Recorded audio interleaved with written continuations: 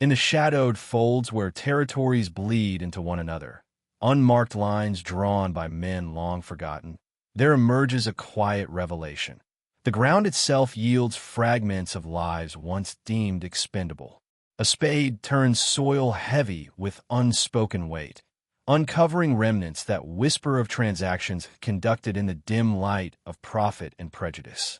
These bones, brittle and anonymous, do not accuse. They simply exist as proof that existence can be reduced to ledger entries, tallied not in years, but in utility, in the silent arithmetic of labor extracted from bodies stripped of autonomy. Beneath this surface lies an older truth, one that spirals inward. The human form, when viewed through the lens of scarcity, becomes mere currency. In eras when laws sealed borders against the flow of certain lives while opening veins for others, a peculiar economy took root. Flesh commanded prices that rose with distance and desperation, transforming the vulnerable into vessels of wealth for those who learned to navigate the fractures in authority. The perpetrator in such realms does not arrive as a monster unveiled, but as a figure molded by circumstance, a presence whose physicality, towering, unyielding, mirrors the unyielding structures of control that society erects around scarcity. Strength here is not mere muscle, but the quiet accumulation of indifference, a capacity to see others as extensions of one's own survival, their screams absorbed into the machinery of daily routine. The mind of such an architect frays slowly, not in sudden rupture, but through incremental erosion. Isolation in these borderlands fosters a peculiar psychology. The self begins to dissolve boundaries between hunter and hunted, where every stranger glimpsed along a muddy path represents potential gain or threat. Paranoia blooms like mold in damp cellars, convincing the operator that mercy is weakness, that disposal is efficiency.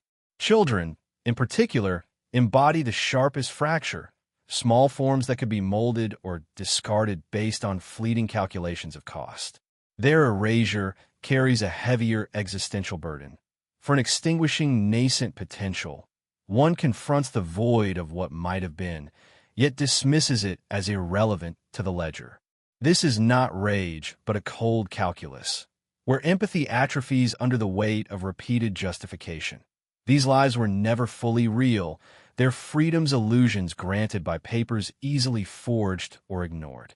Communities encircling these operations exist in a state of suspended dread, a collective psychological tension where knowledge circulates unspoken. Whispers travel along cart paths, but action stalls in the face of divided loyalties and the comfort of distance. The free laborer, artisan, or wanderer senses the gaze of opportunity laced with peril, knowing that a single misstep along an unmarked trail could dissolve identity into anonymous cargo. This fear is existential, not of death alone, but of annihilation of self, where one story is overwritten by another's narrative of ownership. The land aids this concealment, dense thickets swallowing sounds, waterways carrying burdens without trace, remote clearings where no witness lingers. Nature here assumes a passive role, a silent accomplice whose cycles of growth and decay mirror the burial and forgetting of evidence, rendering horror routine as the turning of seasons. As operations scale, the spiral deepens into self-consumption. Networks expand across vast distances, linking isolated outposts in a web where profit flows southward, northward, indifferent to human maps. The architect recruits not only through force, but through the subtle corruption of the willing. Those who see opportunity in another's misfortune, adopting disguises of normalcy to lure the unwary. Trust becomes the ultimate vulnerability, an offer of work, shelter, or passage twists into chains forged from deception. Captives endure not mere physical restraint, but a psychological unraveling. Days measured in darkness, where hope curdles into resignation, identity fracturing under the realization that freedom was always conditional, revocable by whim or whim of law. Infants born into this limbo inherit the void, their cries muffled not just by stone, but by the existential weight that deems their emergence burdensome.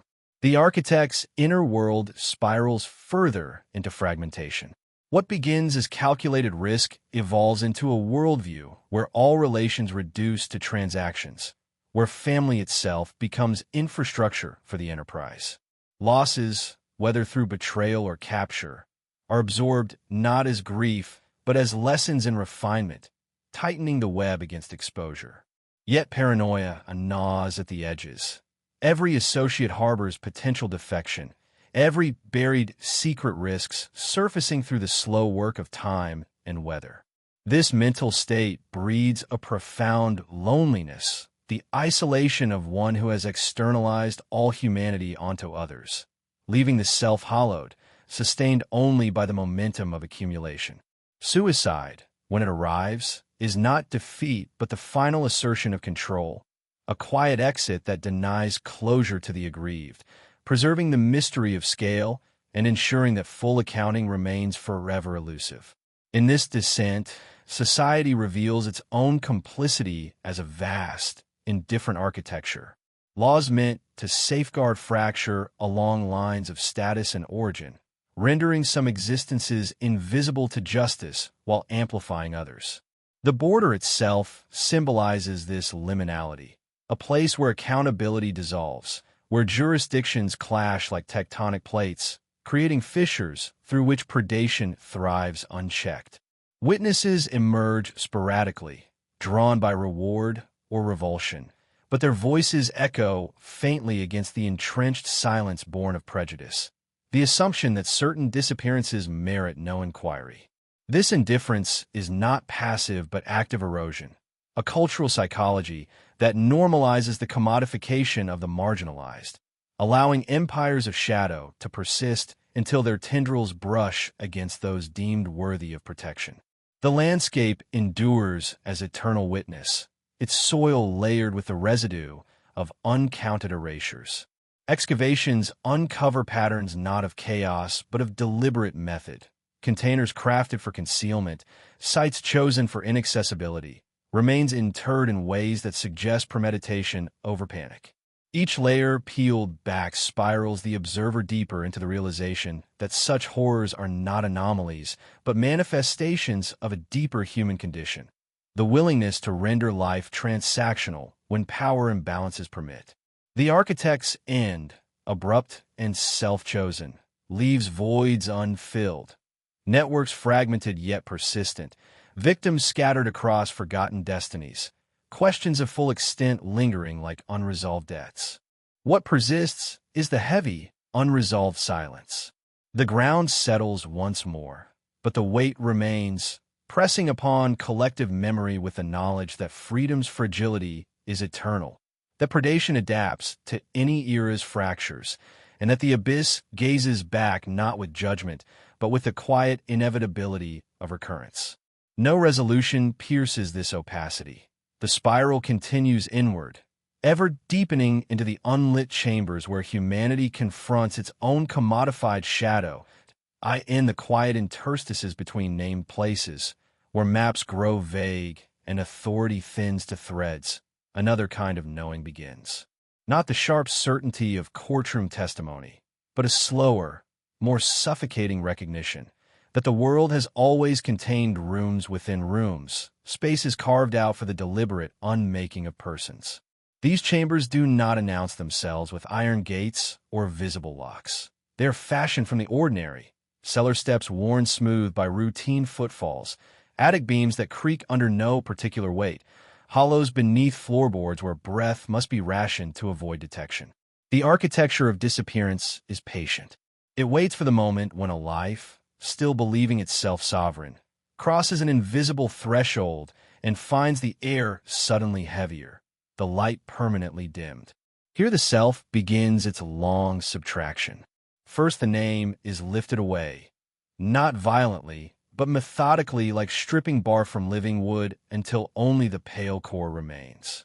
Then memory is starved. Days without sky, nights without stars, time measured only by the scrape of a tin cup against stone or the periodic clink of a key turning in a lock that never opens for the prisoner. The body, once an instrument of agency, learns obedience to geometry.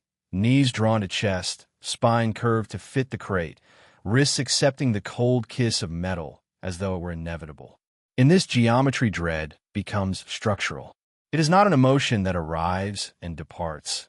It settles into muscle and marrow until the distinction between fear and flesh dissolves. The one who oversees these reductions does not require theatrical cruelty.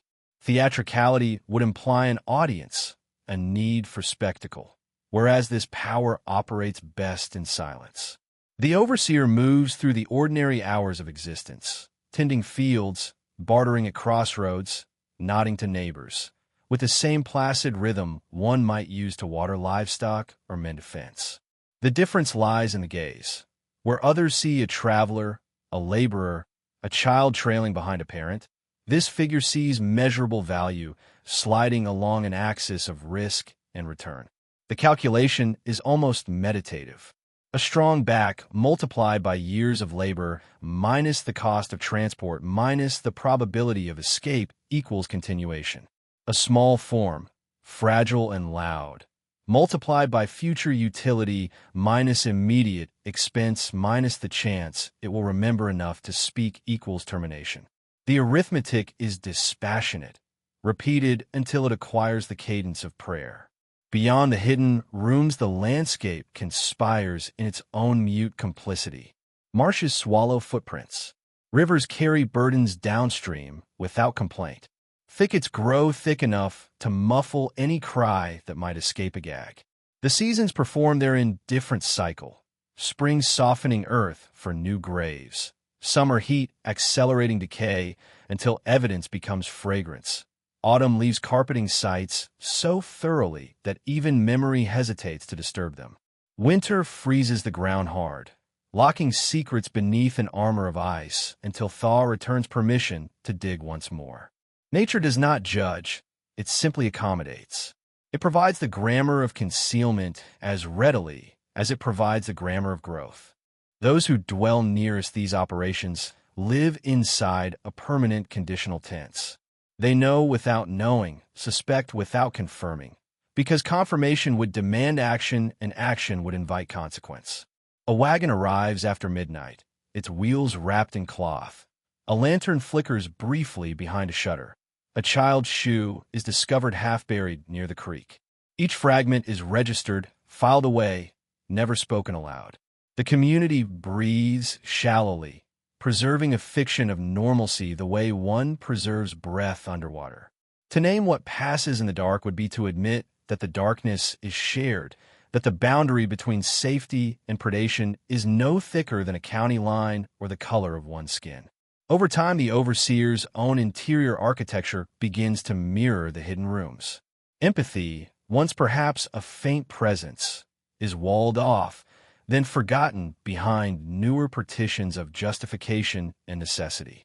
Loneliness arrives not as sorrow, but as simplification. Fewer voices to contradict the internal ledger, fewer faces to complicate the arithmetic.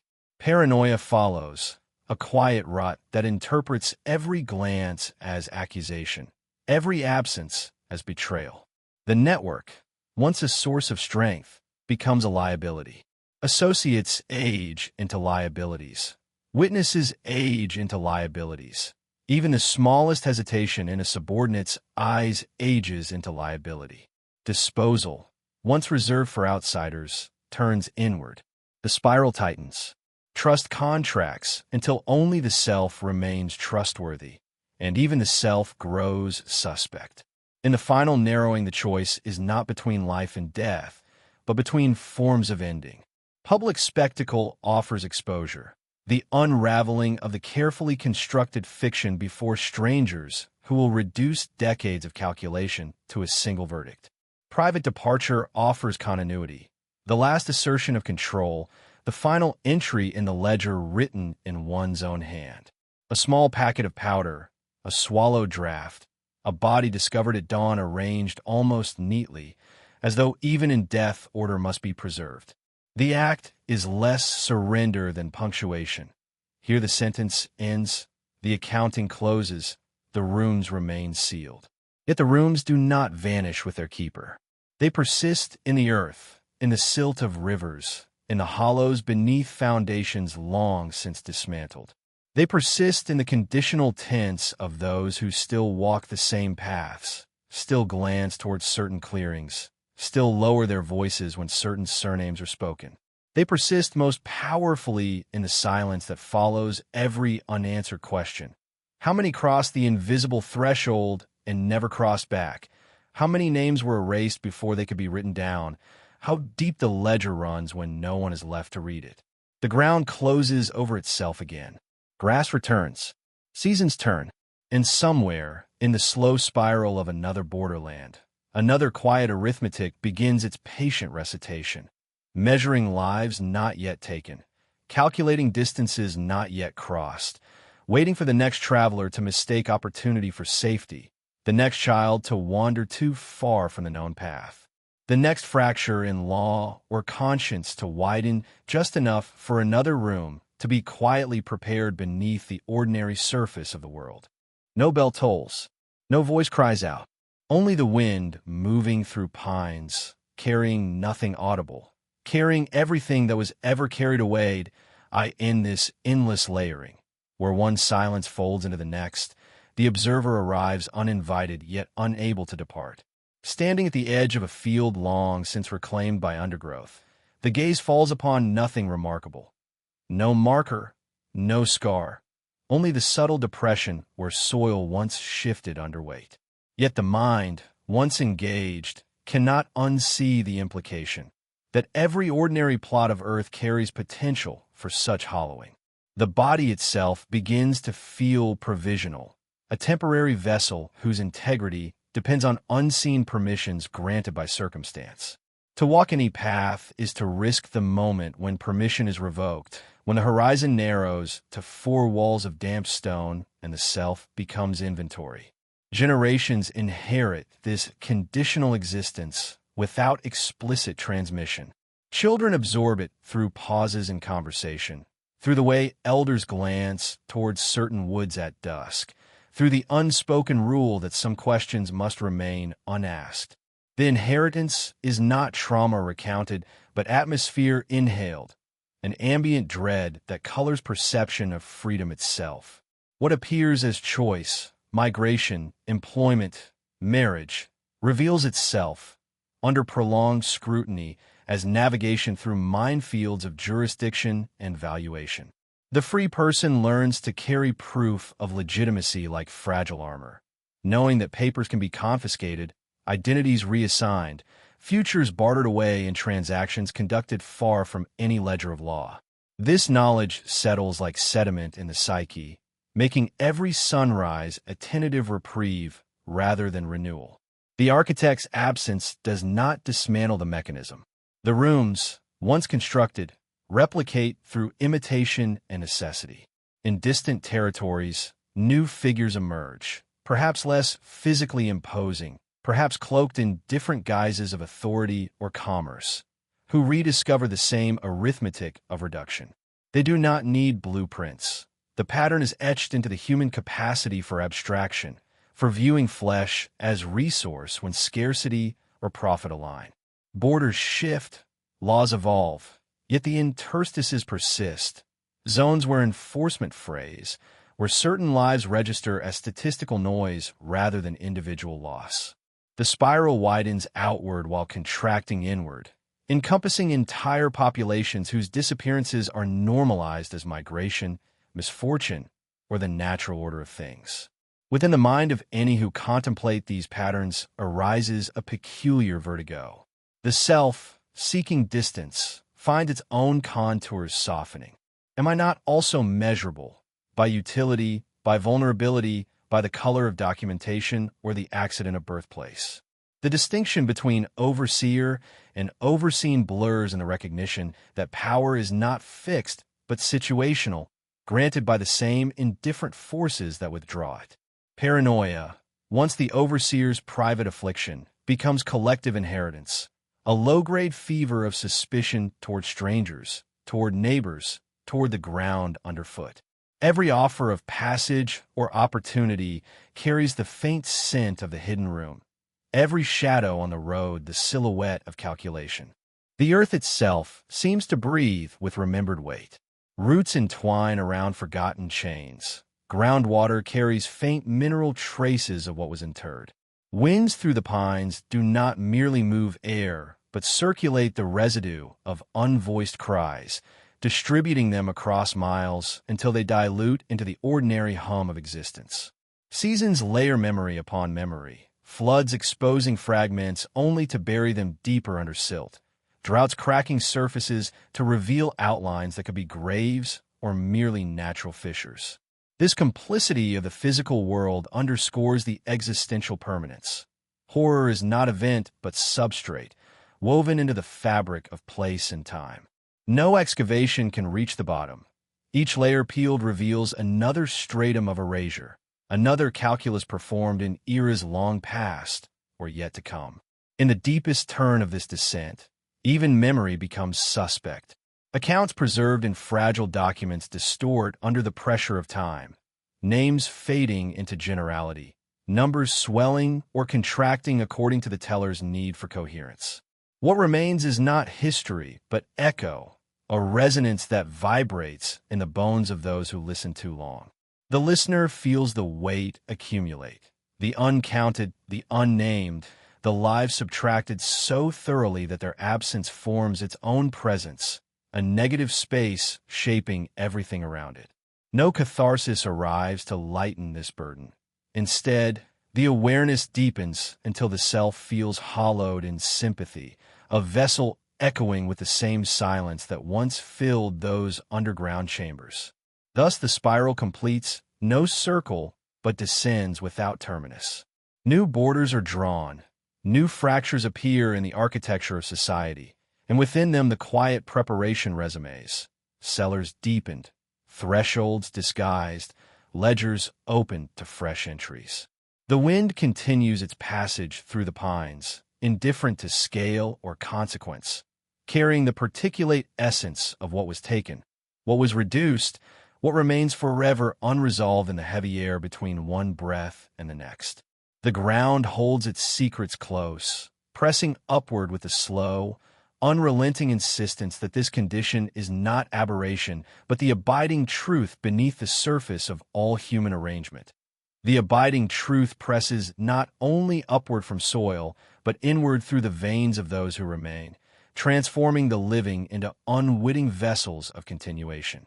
What was once external, those sealed chambers, those measured reductions, finds replication in the architecture of thought itself. The mind constructs its own cellars, compartments where inconvenient recollections are chained in darkness, where empathy is rationed until it atrophies, where the self learns to calculate its own worth against the prevailing economies of belonging and exclusion. In moments of quiet reflection, along any ordinary road or in the pause between tasks, the individual senses this internal hollowing, a subtle contraction of possibility, the dawning awareness that autonomy is provisional, revocable by the same indifferent forces that once operated in borderlands now absorbed into larger maps. Progress, that comforting illusion woven into the fabric of succeeding eras, reveals itself as mere relocation of the fracture. New thoroughfares replace cart paths, yet the same vulnerabilities persist. Streams of migration carrying the hopeful into zones where jurisdiction frays anew, where documentation serves as fragile currency easily devalued or seized. Technologies of surveillance and connection, meant to illuminate, instead cast deeper shadows, algorithms that assign value to lives based on data points, borders redrawn in code rather than ink, networks that traffic not only bodies but identities across digital voids. The overseer evolves, no longer solitary in a remote tavern, but diffused into systems of commerce and governance, where profit accrues through detachment, where the arithmetic of reduction operates at scale without the need for physical presence. Children born into these grids inherit not fields but data shadows, their potentials tallied against projected utility long before they draw breath. This internalization breeds a collective dissociation, a shared psychological fog, where horror becomes ambient, indistinguishable from the texture of daily existence. Communities, now vast and interconnected, maintain the conditional silence on a planetary scale. Knowledge circulates in fragmented reports, in distant statistics that numb rather than provoke, in the quiet acceptance that certain disappearances belong to categories deemed peripheral. The vertigo deepens as the observer recognizes complicity not as active choice, but as the default state of breathing within the system. Each transaction, each averted gaze, each reliance on convenience reinforcing the hidden rooms beneath the surface. Paranoia universalizes. Every interaction carries the latent threat of revaluation. Every self the potential to become inventory when circumstances shift. Time, far from eroding the pattern, accretes layers of sediment that obscure yet preserve. Decades fold into centuries, yet the spiral persists, its coils tightening around new forms of liminality. Virtual borders where presence is simulated and erased, ecological thresholds where scarcity once more justifies the commodification of the vulnerable. The earth, scarred by prior layers, yields to concrete and wire but retains its memory in subsidence and sinkholes, in floods that unearth relics from forgotten strata. Winds carry not only particulate remnants, but the echo of unresolved questions. How many thresholds crossed without return? How many selves subtracted until the ledger balances only in absence? The listener, drawn deeper, feels the weight coalesce into an existential compression. The realization that existence itself is the ultimate conditional, measured against voids that expand with each unacknowledged erasure. In this final narrowing of awareness, no vantage offers escape. The self dissolves into the pattern, recognizing its own shadow in the architect's gaze, its own potential for calculation in the face of scarcity. The ground continues its slow insistence, pressing the silence upward through roots and foundations, through the marrow of generations yet unborn.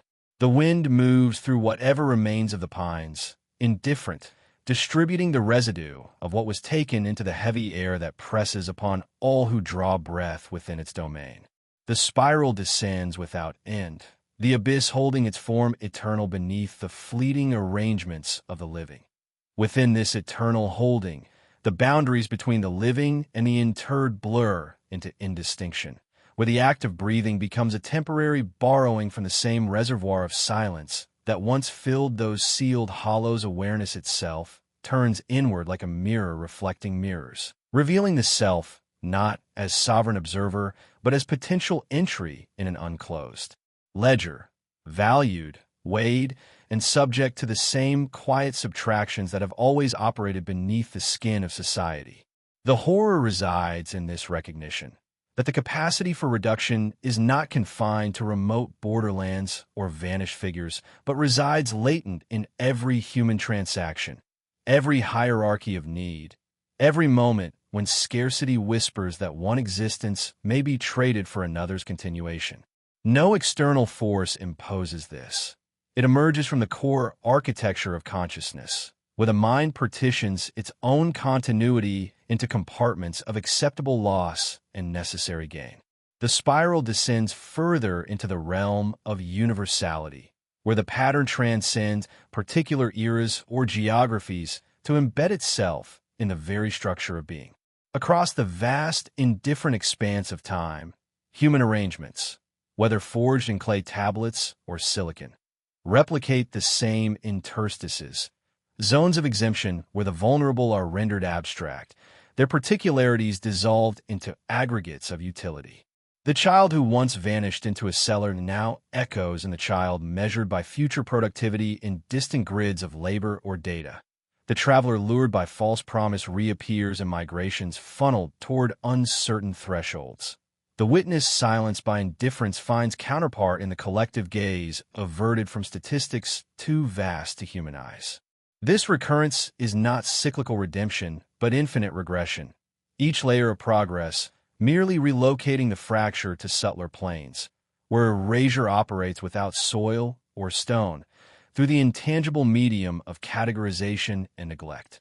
Psychological pressure mounts in the slow realization that resistance itself feeds the mechanism. Attempts to document, to memorialize, to name the unnameable only thicken the sediment of unresolved weight, for every record preserved carries the shadow of what remains unrecorded. Every act of witness the echo of countless unheard voices. The mind, seeking coherence, spirals into fragmentation. Memories of the ordinary warp under the lens of hindsight, revealing concealed thresholds in every past decision, every unexamined routine. Dread evolves from ambient to visceral, a tightening in the chest, a hollowness behind the eyes, as the individual confronts the provisional nature of their own narrative, forever at risk of being overwritten by larger, unfeeling calculations. Loneliness here is absolute, not the absence of others, but the awareness that connection itself is measured, conditional upon alignment with prevailing economies of value. In the deepest coil, even the abyss contemplates itself through the fractured lens of human awareness, revealing that the void is not external but constitutive, the foundational silence from which all arrangements arise and to which they inevitably return. The wind persists through whatever remnants stand, pines reduced to memory, fields paved over, rivers rerouted, yet it carries no resolution, only the particulate insistence of accumulated absence. Existence presses onward in its heavy, ritual cadence, each generation inhaling the residue of prior erasures, exhaling the potential for new hollows to form beneath the surface of the familiar. The ledger remains open, its entries infinite, the weight unlifted, the descent unending into chambers that mirror the contours of the soul itself. In the suffocating intimacy of this recognition, the final partition collapses. The distinction between victim and perpetuator dissolves into a single, shared substrate of conditional being. What once appeared as opposition, overseer versus overseen, calculator versus calculated, reveals itself as two expressions of the same underlying fracture. The one who buries and the one who is buried are bound in the same existential arithmetic, each measuring the other against the yardstick of survival, each reducing the other to preserve some fragile remainder of self. The horror is no longer located in distant cellars or vanished borderlands.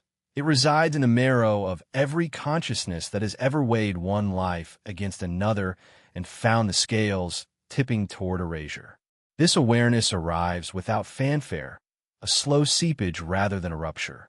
It manifests first as a faint nausea at the sight of ordinary human commerce, the casual negotiation of wages, the indifferent passing of judgment in queues and corridors, the quiet acceptance of hierarchies that assign visibility and voice according to invisible ledgers.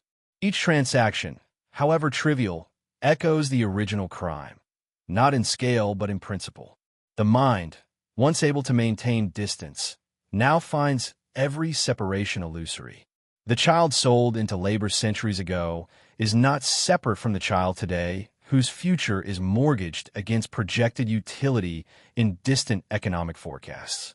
The traveler lured across a county line is kin to the migrant funneled through checkpoints where personhood is temporarily suspended.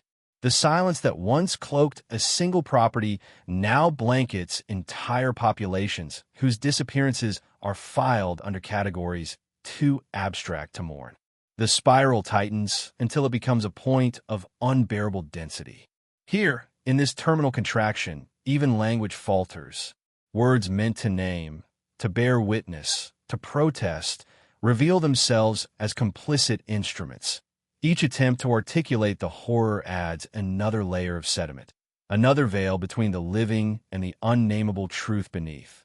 Testimony becomes archive, archive becomes history, history becomes distance, and distance becomes the final, most exquisite form of disappearance. The self, seeking refuge in expression, discovers that every utterance participates in the same economy of reduction, naming one absence only by consigning countless others to deeper silence. In this ultimate narrowing, time itself loses coherence. Past, present, and anticipated future collapse into a single, unchanging condition, the eternal now of provisional existence. Generations do not succeed one another so much as repeat the same suspended breath, inhaling the residue of prior subtractions, exhaling the blueprint for new hollows. The wind that once moved through pines now moves through concrete corridors, through server farms, through the thin membranes of digital identities, carrying the same particulate absence. The ground, whether field or foundation slab or orbital path, continues its slow, patient insistence, pressing upward with the weight of what has been taken, what continues to be taken, what will always be taken so long as the arithmetic persists. No dawn breaks this opacity. No voice rises to pierce the accumulated quiet. There is only the heavy, ritual continuation, breath drawn, held, released, value assigned, measured, withdrawn, thresholds crossed, sealed, forgotten. The abyss does not stare back. It simply is the foundational silence within which all arrangements flicker briefly before returning to their origin. The ledger never closes. The chambers never empty. The descent never finds bottom.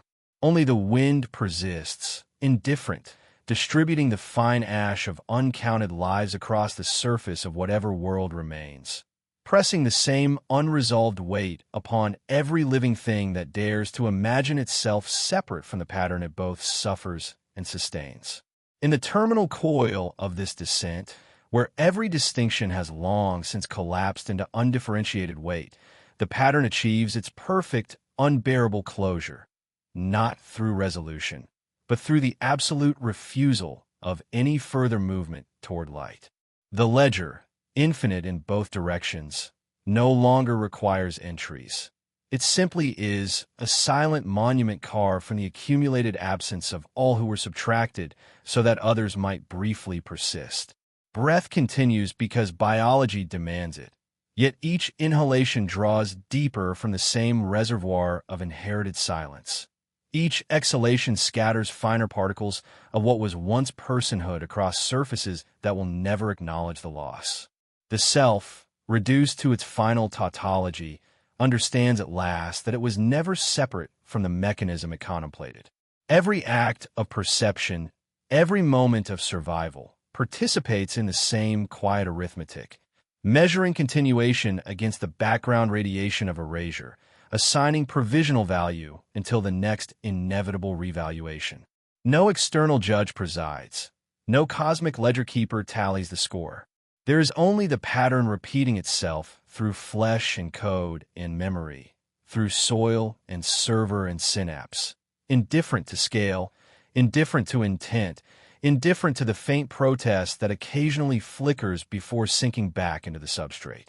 The wind moves on, through whatever stands, through whatever falls, through the thin atmosphere that still clings to a cooling planet, carrying nothing audible, nothing nameable, only the particulate insistence that this condition is foundational, eternal, and utterly without appeal. The chambers remain beneath every surface. The thresholds wait in every border, every category, every conditional clause of existence. The descent has no bottom because bottom would imply an end of falling, and falling is the only grammar the abyss has ever spoken. And so the silence settles heavier still, pressing upon the reader who has followed this far, pressing upon the one who now reaches the final line, pressing with the same unrelenting patience it has always shown. No dawn follows. No voice breaks through. Only the weight, the pattern, the wind distributing its fine ash across whatever fragile arrangements still pretend at permanence. If this slow unraveling has stirred something in the hollow places where certainty used to live, if the weight has settled in a way that demands acknowledgement, then carry it forward in whatever small, stubborn way remains possible. Pass the echo along. Share this descent with someone else who might recognize its shape in their own quiet moments. If the platform permits such gestures, Leave a mark of affirmation. A like to register that the silence was heard, a subscription to signal willingness to descend again when another shadow gathers, a quiet word in the comments to affirm that the pattern was not imagined alone. The wind continues regardless. The weight presses on. But for this brief instant before the next coil tightens, the acknowledgement exists, small, provisional, already dissolving, yet real enough to have been made. For more videos like this, subscribe the channel and share my videos to others so that they also enjoy it.